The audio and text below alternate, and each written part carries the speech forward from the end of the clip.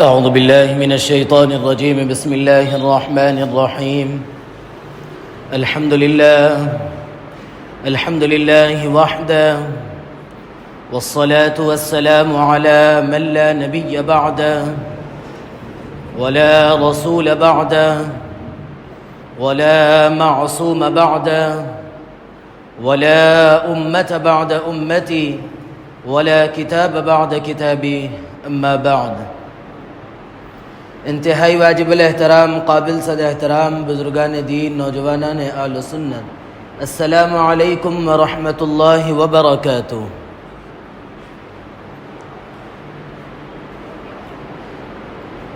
شعبان کا مہینہ چل رہا ہے، گزرتے دن ہم کو رمضان سے قریب تر کرتے جا رہے ہیں، اور جہاں اللہ رب العزت ہمیں اب تک صحت سلامتی سے رکھا ہے، ہم مزید اللہ سے دعا کرتے ہیں کہ اللہ رب العزت ہم سب کو صحت و سلامتی اور تندرستی کے ساتھ رمضان المبارک کی ان مقدس ساعتوں سے لطف اندوز ہونے کی توفیق عطا فرمائے، اور ہمارے لیے رمضان المبارک کے روزے، تراویح، قرآن کی تلاوت اور دیگر عبادات ہمارے لیے آسان فرمائے۔ ایک چیز شعبان کے اندر جو قابل تذکرہ ہے وہ یہ ہے کہ اس کے اندر ایک شب آتی ہے جس کو ہم شب برات کے نام سے یاد کرتے ہیں۔ اس کی فضیلت ہے، اس کی وجہ یہ ہے کہ یہ تقریباً 17 صحابہ کرام سے مروی ہے۔ سند کے اعتبار سے کچھ کمزور تو ہے، لیکن 17 صحابہ سے مروی ہونے کی وجہ سے اس کی فضیلت محقق ہے، اور اس کے اندر عبادت ثواب ہے۔ دیگر ہم راتوں میں جس طرح عبادات کرتے ہیں اسی طرح اس رات میں بھی عبادت ہے۔ حضرت پیران پیر حضرت عبدالقادر جیلانی رحمۃ اللہ علیہ اس شب کے بارے میں بہت اچھی تشریح فرمائی، اور وہ فرماتے ہیں کہ جو نا شب برات، اس کا مطلب یہ ہے کہ اللہ رب العزت دنیا کے اندر موجود کچھ شقی قسم کے لوگ، بدبخت لوگ جو اللہ کی نافرمانی میں زندگی گزار رہے ہیں، جو اللہ کو غصہ دلانے والے اور جناب نبی کریم علیہ السلام کو تکلیف پہنچانے والے اعمال کر رہے ہیں، اس سے اللہ رب العزت اس رات میں برات کا اظہار فرمائیں گے کہ ان سے میرا کوئی تعلق نہیں ہے، ان کی مغفرت کی ذمہ داری مجھ پر نہیں ہے۔ اور اسی طرح اس کا مطلب یہ ہے، آگے فرماتے ہیں کہ اللہ رب العزت کچھ جو دنیا میں نیک لوگ ہیں، جو اطاعت میں اور رسول اللہ صلی اللہ علیہ وسلم کی فرمانبرداری میں، سنتوں پر عمل کے ساتھ جو زندگی گزار رہے ہیں، ان کو مصیبتوں سے، پریشانیوں سے، جہنم سے برات کا اعلان فرمائیں گے، یعنی آزادی کا اعلان فرمائیں گے۔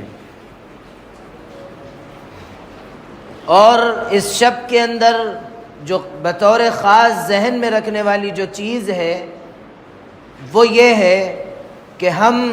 اس شب میں کوئی خاص عمل اپنے اوپر لازم و ضروری نہیں کر لینا چاہیے۔ ایک چیز یہ ذہن میں رکھ کے مثال سمجھے تاکہ آگے کی بات سمجھ میں آئے۔ اگر کوئی شخص ہم میں سے یہ کہتا ہے کہ میں بڑا نیک صالح ہوں، میں اللہ کی زیادہ سے زیادہ عبادت کرنا چاہتا ہوں، اور اس عبادت کے نتیجے میں میں یہ چاہتا ہوں کہ فجر میں چستی بھی رہتی ہے، سکون کا بھی ماحول رہتا ہے، میں 2 کے بجائے 4 یا اس سے زائد نمازیں پڑھنا چاہتا ہوں، تو آپ یہ بتائیے کہ اس کا 2 سے زائد نماز پڑھنا اللہ کے یہاں کیا کوئی قابل قبول ہے، یا وہ 4 پڑھنے کی وجہ سے کوئی اپنے درجات کو بلند کر لے گا؟ ظاہر سی بات ہے کہ اس کا 4 پڑھنا کوئی حیثیت نہیں رکھتا، اگر وہ 2 پڑھتا ہے تو اللہ کے یہاں مقبول ہوتی ہے۔ یعنی جو چیز اللہ کی طرف سے یا اللہ کے پیارے حبیب صلی اللہ علیہ وسلم کی طرف سے بتائی جاتی ہے، اس پر عمل آدمی کے لیے کامیابی کا ذریعہ بنتا ہے۔ اور اگر کوئی شخص اس کو چھوڑ کر کچھ چیزیں اپنی طرف سے اضافہ کر کے، اپنی طرف سے لازم کر کے اگر کرتا ہے تو اس کی کوئی حیثیت نہیں ہے، اس کا کوئی اللہ کے یہاں ثواب بھی انشاءاللہ نہیں ہوگا، کیونکہ جو چیز اللہ کے نبی علیہ السلام بتا رہے ہیں، ہم سے زیادہ، ہم سب سے زیادہ اگر محبت کرنے والی ذات کوئی جماعت اگر کوئی تھی اللہ کے نبی سے، تو وہ صرف اور صرف حضرات صحابہ کرام رضوان اللہ تعالی علیہم اجمعین کی جماعت تھی۔ وہ اللہ کے نبی علیہ السلام کے متعلق کوئی بات آ جاتی، وہ چھوڑ دے، یہ ممکن نہیں تھا۔ جب کوئی بات اللہ کے نبی علیہ السلام نے نہیں بتائی تو ظاہر سی بات ہے کہ حضرات صحابہ کرام نے بھی اس کو نہیں کیا۔ اگر آج ہم اپنی طرف سے کچھ خاص نمازوں کو اس رات میں لازم کرتے ہیں تو اس نماز کی کوئی حیثیت نہیں ہے، اس نماز سے اتنے سورے فلاں سورے یہ فلاں یہ کر لو فلاں ہو جائے گا، یہ سب کچھ ہونے جانے والا نہیں ہے۔ اس لیے ان چیزوں سے بچنا لازم و ضروری ہے۔ اور پھر مغرب کے بعد یا عشاء کے بعد یا فلاں وقت میں سورہ یاسین کو اس طریقے سے پڑھے تو فلاں فائدہ، یہ سب کوئی چیز نہیں ہے۔ جب اللہ کے پیارے حبیب صلی اللہ علیہ وسلم نے اس چیز کو نہیں بتایا تو ہم اپنے اوپر اس کو لازم و ضروری کر کے ایک نئی چیز نہیں کرنا چاہیے۔ ہم سے زیادہ دین کو سمجھنے والے صحابہ اکرام تھے، اللہ کے نبی سے جو سمجھتے تھے، اور پھر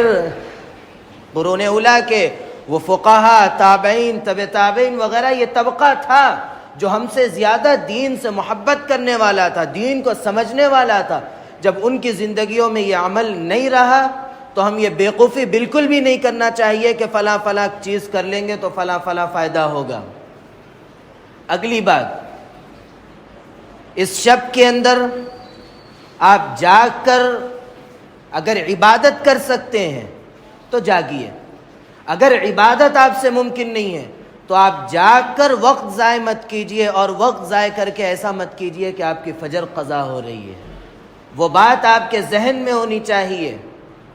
کہ رات بھر عبادت کرنے کے بعد اگر فجر کی نماز باجماعت نہیں ہو رہی ہے تو رات بھر کی عبادت بیکار ہے۔ تو اگر آپ سے ممکن نہیں ہے، عبادت ممکن نہیں ہے، وہ بشاشت نہیں ہے، تو آپ خاموش آرام کر لیجئے، یہ آپ کی عبادت سے بہتر ہے کہ آپ آرام کریے۔ ایسا نہ ہو کہ آپ کی محفلیں جمی ہوئی ہے، روڈوں پر پھر رہے ہیں، تکلیف پہنچا رہے ہیں، اور ایسا کوئی عمل کر رہے ہیں جو دوسرے کے لیے بطور خاص غیر مسلموں کے لیے غلط تصور پیش کرتا ہے۔ ان چیزوں سے بچے۔ اور پھر خوشی کے موقع پر، جیسا ہمارا جو ہے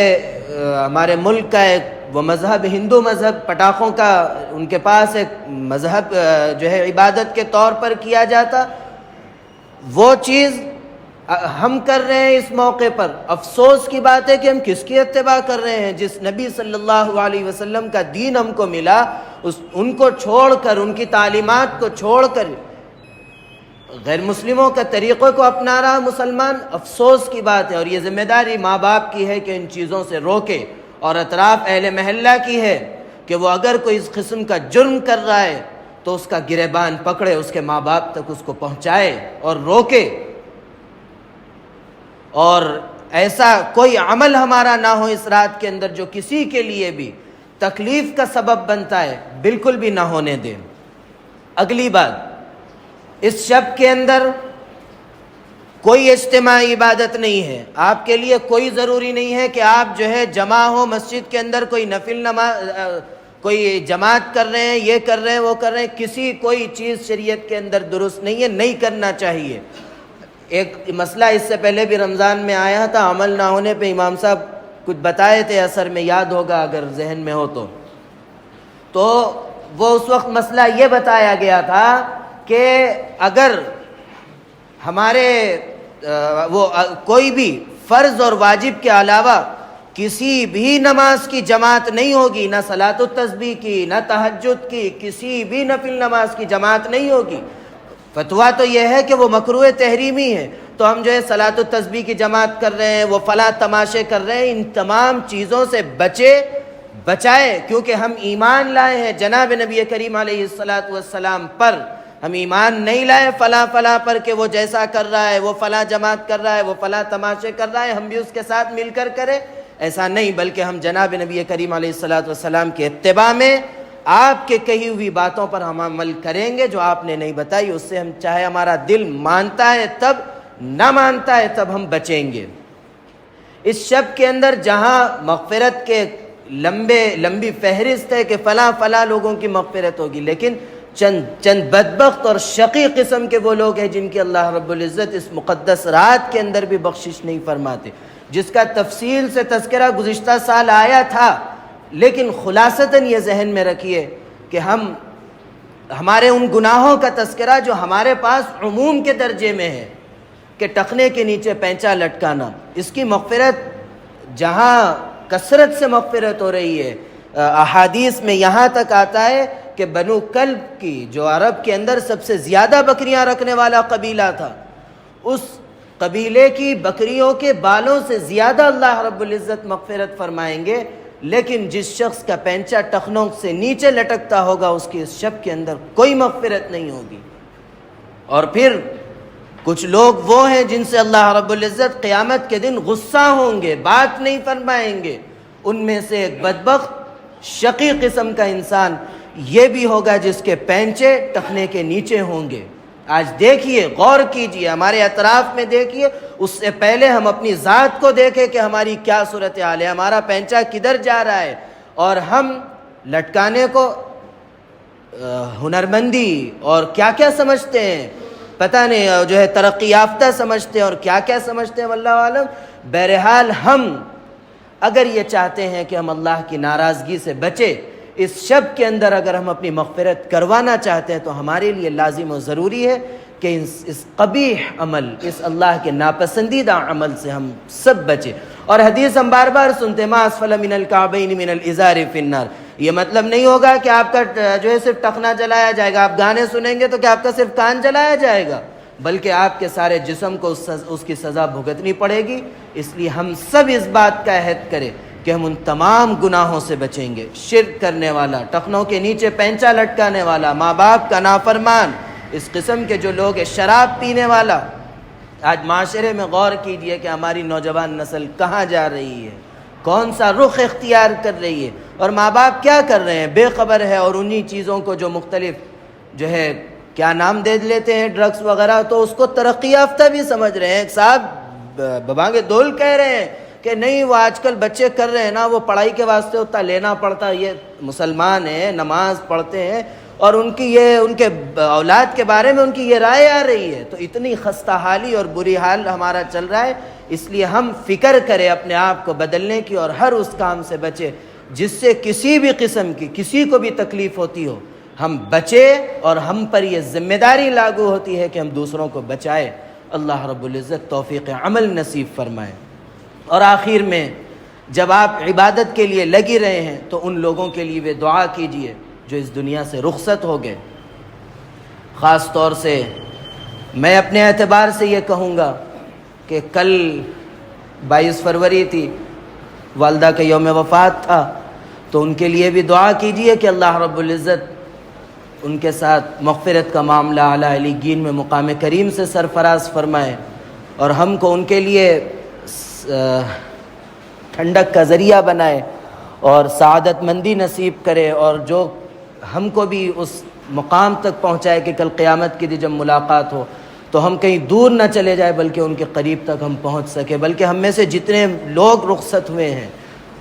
جو نیکی کر کے گئے ہیں، ہماری زندگی تو ایسی گزر رہی ہے کہ ہمارا بھروسہ نہیں ہے کہ ہم کہاں جائیں گے، تو ہم اپنے لیے بھی دعا کریں، اپنے ایمان کی حفاظت، امت مسلمہ کے لیے دعا کیجئے، خاص طور سے غزہ ہے، فلسطین وغیرہ کے لیے دعا کیجئے، ہم پر حق ہے۔ ہم ایسے،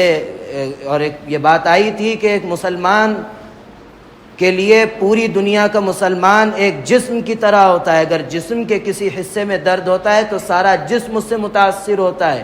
اسی طرح دنیا کے کسی خطے کے اندر اگر مسلمانوں پر ظلم ہوتا ہے تو دوسرے خطے کے دوسری جگہوں کے مسلمان کے لیے بھی اس مسلمان کے لیے دل میں درد ہونا ضروری ہے. وہ ایک کامل ایمان کی ایک علامت ہے. اس لیے ان لوگوں کے لیے دعا کیجیے، اور خاص طور سے ہم ہمارے ملک کے لیے بھی دعا کیجیے کہ اگلے احوال کس طرح آئیں گے. اللہ ہم سب کی حفاظت فرمائے برے احوال سے. ان سب چیزوں کا خیال کرتے ہوئے دعا کیجیے. قبولیت کی گھڑیاں ہے، اللہ سے ہمیشہ دعا کرتے رہنا ہے اور تمام مرحومین کے لیے دعا کرنا ہے. اللہ رب العزت ہم سب کو توفیق عمل نصیب فرمائے. اللہ رب العزت کہنے سننے لکھنے پڑھنے سے زیادہ عمل کی توفیق عطا فرمائے. عمل کی باتوں پر عمل کرنے، بچنے کی باتوں سے بچنے اور عقیدے کی باتوں پر عقیدہ رکھنے کی توفیق عطا فرمائے. آمین. وآخر دعوانا ان الحمد للہ رب العالمین.